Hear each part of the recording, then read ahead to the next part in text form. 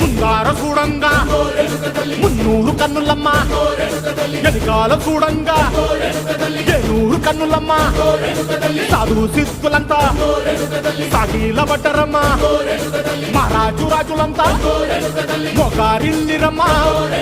కోరిక కోరంగా రంగులు పూసినాము, ఆశలు తీరంగా ఏసాలు వేసినాము.